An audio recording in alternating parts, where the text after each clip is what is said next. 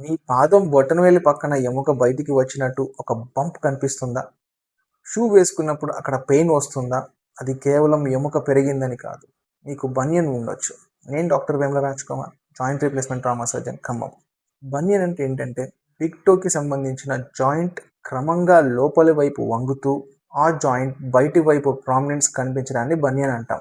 ఇది కేవలం extra bone పెరగడం కాదు, బిగ్ టో అలైన్మెంట్ మారడం కూడా ఇందులో ముఖ్యమైన భాగం.